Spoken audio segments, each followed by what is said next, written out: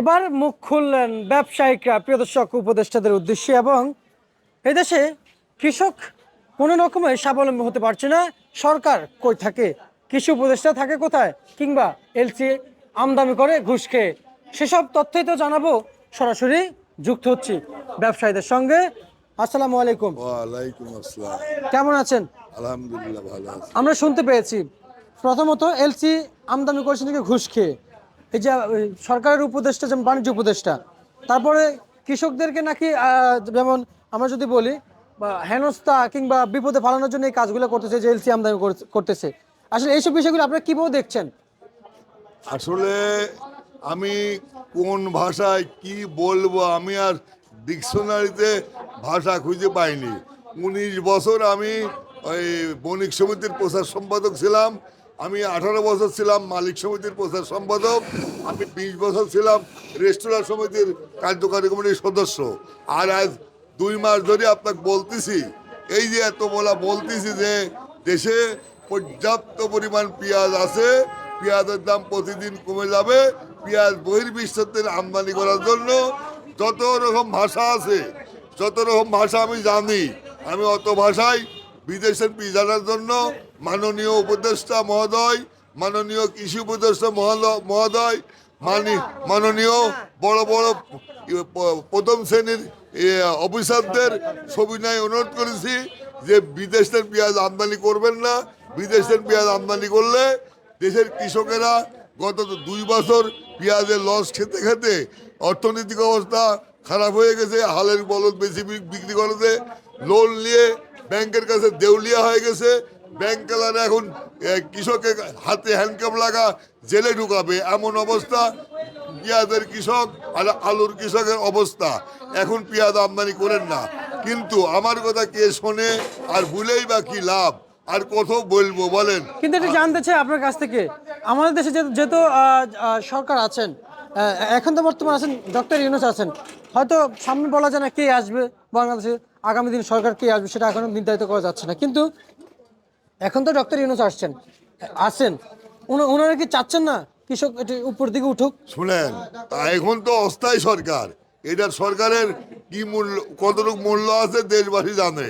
স্থায়ী সরকারের থাকা অবস্থায় কৃষকের জন্য আমি 49টা টিভি চ্যানেলে বুঝলেন একাধিকবার টকশো করি, কৃষকের পক্ষে কথা বলেছি বুঝলেন, কিন্তু আমার কথার কোনো মূল্যায়ন করা হয় নাই। যেমন কৃষক এই দেশের অবহেলিত বুঝলেন, নৌকার মাঝির যে দাম আছে, ভ্যানওয়ালার যে দাম আছে, রিক্সাওয়ালার যে ঐক্য আছে, কৃষকের ঐক্য নাই। আচ্ছা, একটু জানতে চাই, স্বাধীনতার 54 বছর পার হয়েছে।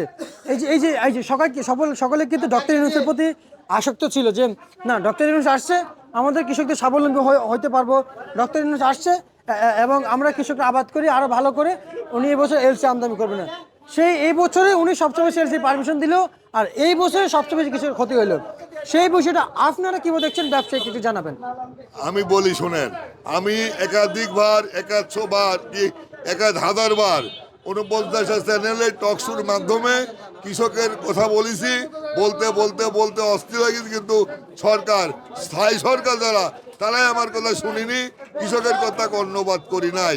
তারপরেও আমি আবার শেষ অনুরোধ আপনার মাধ্যমে, আমি বর্তমান বাণিজ্য উপদেষ্টা, বাণিজ্য কৃষি উপদেষ্টা মহোদয় এবং প্রধান উপদেষ্টা, মাননীয় প্রধান উপদেষ্টা মহোদয়, সবাইকে অনুরোধ করি এবং আগামী দিন যে সরকার ক্ষমতায় আসবে সেই সরকারকে অনুরোধ করি যে দেশে যতগুলি দপ্তর আছে, যতগুলি সংস্থা আছে, যতগুলি সেকশন আছে, সবচেয়ে অবহেলিত সেকশন হলি কৃষক। এর মতো অবহেলিত, অবমূল্যায়ন এই আর কোনো সেকশনও নাই, আর কোনো দপ্তরও নাই। আগামী যে দিন যে সরকার আসবে, আমি আপনার মাধ্যমে সবিনয় অনুরোধ করি, করজোড়ে মিনতি করি, আকুল আবেদন করি যে কৃষকের পাশে দাঁড়ান। কৃষকের পাশে যদি না দাঁড়ান, দেশের অবস্থা ভয়াবহ এক খারাপের দিক ধাবিত হচ্ছে। কারণ হচ্ছে এই দেশ হচ্ছে কৃষি আয়ন দেশ। কৃষকের উন্নতি করতে পারলে দেশের উন্নতি হবে, কৃষকের উন্নতি করতে না পারলে কৃষকের অবনতি হবে। কিন্তু 54 বছর হয়, 9 মাস হয়, আজ 23 দিন দেশ স্বাধীন হলো, কৃষকের পাশে কোনো সরকার দাঁড়ালো না। আজ পর্যন্ত দেখলাম না যে একটা প্রধানমন্ত্রীকে, একটা কৃষিমন্ত্রী, কি একটা বাণিজ্য মন্ত্রী, কি একটা প্রেসিডেন্ট সরকার কৃষকের পিছিয়ে দাঁড়ালো। আজ থেকে বেশ কত বছর আগে শহীদ রাষ্ট্রপতি কৃষকের পাশে দাঁড়াইছিল, কৃষি বিপ্লব ঘটাতে চাইছিল, চায়নাতে ধানের বীজ নিয়ে এসে এদেশে কৃষকের হাতে তুলে দিয়েছিল। আউশ ধান হয়তো 10 মণ করে বিঘা মুঠ, আর ইরি ধান হয়তো 40 মণ করে। এই যে জিয়াউর রহমান, শহীদ জিয়াউর রহমান যে কৃষি বিপ্লব ঘটাতে চেয়েছিল, এই আততার হাতে উনি নিহত হয়েছে। আল্লাহ তাকে ভেস্তে নসিব করুক। আচ্ছা, এবার একটু জানতে চাই, এখন কিন্তু এলসি আমদানি চলছে, তো এই এলসি আমদানির বাজারে মুড়ি কাটা পেঁয়াজ আমদানি চলছে, কিন্তু সেটাকে মুড়ি কাটা পেঁয়াজ যেটা সবচেয়ে ভালো মানের পেঁয়াজ, সেটা আছে কত বিক্রি চলছে মুড়ি কাটা? আজকে সবচেয়ে ভালো মানের পেঁয়াজ মুড়িঘাটা, যেটা রাজশাহী, এটা 40 টাকা, কুষ্টিয়া 38 টাকা, ঈশ্বরদী 37 টাকা, বুঝছেন? আচ্ছা। আবার কথা বলি শোনেন, এই যে 25 তারিখে যে এলসি অনুমোদন দেশে, ওইটা আসবে 16 তারিখ পর্যন্ত, এবং 28 তারিখে কয়েক লক্ষ টন এলসির অনুমোদন দেশে, ওইটা আসবে জানুয়ারি 31 তারিখ পর্যন্ত, বুঝলেন? আচ্ছা। বাংলাদেশে ভারতীয় এলসির 6 লাখ, বুঝলেন? এরপরে আগাম সোমবার শোনেন, বাংলাদেশের 13টা ডিস্ট্রিক্টে পেঁয়াজ উৎপাদন হয়, তার মধ্যে মেহেরপুর, চুঙ্গাডাঙ্গা এই 2 ডিস্ট্রিক্টেও হয়। এই 2 ডিস্ট্রিক্টে 11টা থানায় পেঁয়াজ উৎপাদন হয়। ওই দেশের সাধু ভাষায় বলে হলেন পেঁয়াজ, আর আন্তর্জাতিক ভাষায় বলে পেঁয়াজ আপনার নাসিক পেঁয়াজ, আর ওই দেশের লোকাল ভাষায় কয় ঢ্যামনা পেঁয়াজ। ওই দেশের যে পেঁয়াজ আগামী মাসের 5 তারিখে দিলে আমদানি হবে।